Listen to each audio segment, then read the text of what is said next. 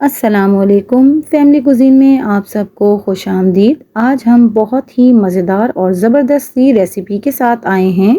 आज हम बीफ के कोफ्ते बनाएंगे जो कि बहुत ही नरम होंगे और अंदर से जूसी होंगे और बहुत ही आसान तरीके के साथ हम इन्हें बनाएंगे। जैसा कि हमारे पुराने ज़मानों में रिवायती तरीके से इन कोफ्तों को तैयार किया जाता था, हमारे बड़े बूढ़े इन कोफ्तों को बनाते थे। आज हम उसी तरीके से ये कोफ्ते तैयार करने वाले हैं। ये बहुत ही सॉफ्ट और जूसी बनकर तैयार होंगे, ज़रा भी इनमें सख्ती और गुठली नहीं होगी। और आप जब इस रेसिपी से ये कोफ्ते तैयार करेंगे तो यकीनन आपके घर वाले तारीफ करते नहीं थकेंगे। तो ये मज़ेदार सॉफ्ट और जूसी कोफ्ते हम किस तरीके से बनाएंगे, ये जानने के लिए आपको वीडियो को पूरा देखना होगा, वो भी बगैर स्किप किए। तो चलिए रेसिपी की तरफ चलते हैं। यहाँ पर मैंने 1.5 टेबल स्पून खसखस को एक प्याली में डाला है और इसे हम 1 से 1.5 घंटे तक के लिए भिगो कर रख देंगे। साथ ही यहाँ पर हाफ कप मैंने भुने हुए चने लिए हैं। खसखस और ये भुने हुए चने दोनों बहुत जरूरी हैं सॉफ्ट और मजेदार कोफ्तों के लिए। तो यहाँ पर मैंने मोटा मोटा कीमा लिया है, इसमें 10% मैंने चिकनाई ली है जो कि हमारे कोफ्तों को बहुत ही सॉफ्ट और अंदर से नरम रखेगी।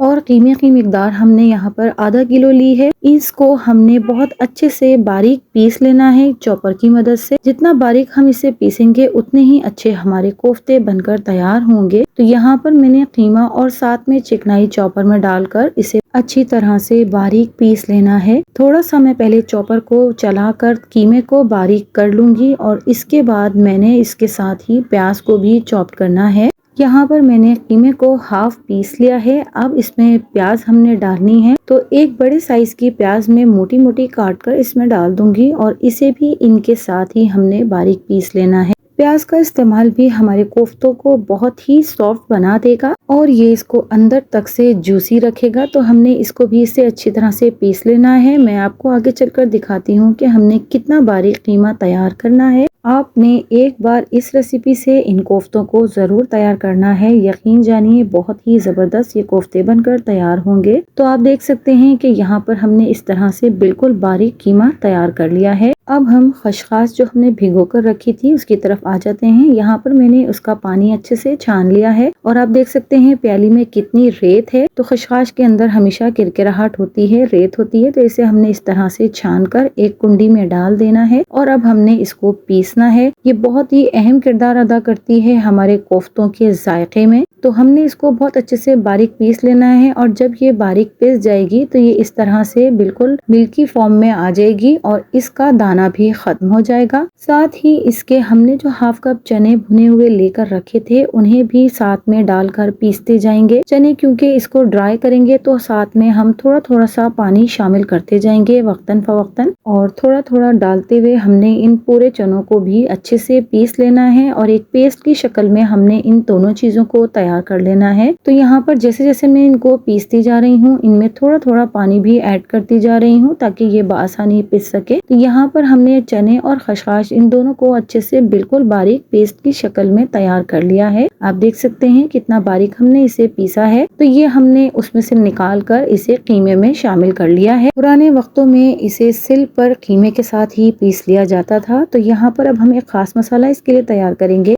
1 टेबल स्पून साबुत जीरा, 4 से 5 साबुत लौंग, 7 से 8 साबुत काली मिर्चें और एक टुकड़ा हम दालचीनी का इसमें डालेंगे। 1 टेबल स्पून लाल मिर्च पाउडर, हाफ टेबल स्पून नमक और थोड़ा सा पानी इसमें शामिल करके हमने इसे बिल्कुल पीस लेना है। बहुत ज्यादा बारीक सा हमने इसे पीसना है। अगर तो आप चाहते हैं कि आपके कोफ्तों में से बेहतरीन और जबरदस्ती खुशबू आए तो आपने ये मसाला तैयार करना है, वरना आप घर के मसाले भी पिसे हुए इस तरह से इसमें डाल सकते हैं। तो यहाँ पर मैंने इसे पीस लिया है और कीमे में शामिल कर दिया है। 2 से 3 अदद हमने सब्ज मिर्चें और कुछ हरा धनिया हमने इसमें चॉप करके डाला है और इन तमाम चीज़ों को हम अब कीमे के साथ मिक्स कर लेंगे। ये कोफ्तों का मज़ेदार सा कीमा हमारा तैयार हो गया है। तमाम चीज़ों को अच्छे से हमने मिक्स करना है और ये हमने जो चीज़ें इस कीमे में मिक्स की हैं वो बहुत ही ज़बरदस्त सा इन कोफ्तों का टेस्ट लाने वाली हैं। तो यहाँ पर हमने एक कढ़ाई ले ली है। कढ़ाई में मैं हाफ कप कुकिंग ऑयल शामिल कर रही हूँ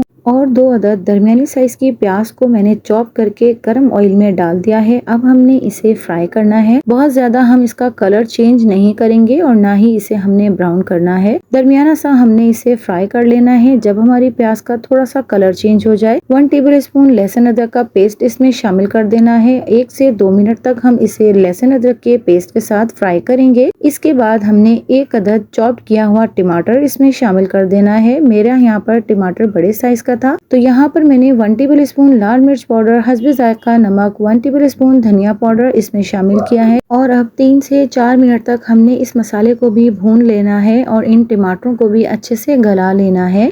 3 से 4 मिनट तक हमने मसाले को भुना है। इसके बाद मसाला जलने ना पाए थोड़ा सा पानी हम इसमें शामिल करेंगे, तकरीबन हाफ कप जितना, और इसे मजीद हमने पका लेना है ताकि इसमें शामिल प्याज और टमाटर अच्छी तरह से गल जाएं। तो हम यहाँ पर 5 से 10 मिनट तक मजीद इसे ढककर पकाएंगे।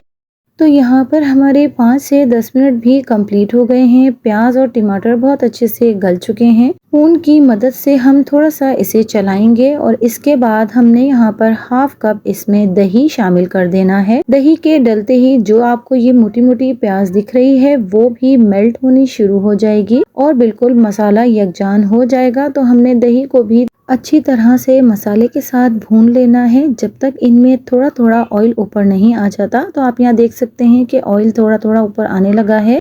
मसाले में खूबसूरत सा कलर लाने के लिए 1 टीस्पून कश्मीरी लाल मिर्च पाउडर और हाफ टी स्पून हम इसमें जायफल जावित्री का पाउडर शामिल करेंगे और इन तीनों चीजों के साथ भी हमने मसाले को अच्छे से भून लेना है। बहुत ही जबरदस्त और शानदार सी इसमें से खुशबू भी आने लगी है। तो जैसे ही मसाला अच्छे से भून जाएगा और हल्का हल्का इस पर ऑयल आने लगे तब हम कोफ्ते बनाकर इसमें डालते जाएंगे। आप चाहें तो कोफ्तों को पहले से बनाकर इसमें डाल सकते हैं, लेकिन मेरी आदत है कि मैं साथ साथ कोफ्तों को बनाकर मसाले में डालती जाती हूँ। तो यहाँ पर मैं इसी तरीके से कोफ्तों को बनाकर एक एक करके डालती जाऊंगी। आपको जिस तरह से सहूलत लगे आप उस तरीके से कर सकते हैं। तो जब तक हम यहाँ पर कोफ्ते बनाकर डाल रहे हैं, अगर आप मेरे चैनल पर नए हैं और अगर आपने मेरे चैनल को सब्सक्राइब नहीं किया है तो आप मेरे चैनल को सब्सक्राइब कर लीजिए। पास में लगे बेल आइकन को भी जरूर दबा दीजिए। इससे मेरी वीडियोस की नोटिफिकेशन आपको सबसे पहले फ्री में देखने मिलेंगे। तो तमाम कोफ्तों को हमने ग्रेवी में डाल दिया है। कोफ्तों को ग्रेवी में डालने के बाद हमने स्पून से इनको आगे पीछे नहीं करना है। इस तरह से हम कढ़ाई को हिलाकर इन्हें मिक्स करेंगे और 5 मिनट तक ढककर हम इन्हें पका लेंगे। इसके बाद हमने इसे दोबारा से स्पून नहीं चलाना है, इसे कढ़ाई को हिलाकर ऊपर नीचे करना है ताकि हमारे कोफ्ते टूटे ना और बहुत ही अच्छे तरीके से ये अंदर तक से पक जाएं। तो इसीलिए अभी हमने स्पून को नहीं चलाना है। साथ ही हमने इसमें 1 टीस्पून जीरा पाउडर डालना है और साथ ही हमने इसमें गरम मसाला 1 टीस्पून डाल देना है। 4 से 5 अदद सब्ज मिर्चों को हमने इसमें डालना है और चॉप किया हुआ हरा धनिया भी हम इसमें डाल देंगे। जीरा पाउडर और गरम मसाला हमने इसलिए इसमें आखिर में डाला है कि इससे हमारी ग्रेवी का कलर काला नहीं होगा, ना ही डार्क होगा। बहुत ही जबरदस्त और लाजवाब सी हमारी कोफ्तों में से खुशबू आने लगी है।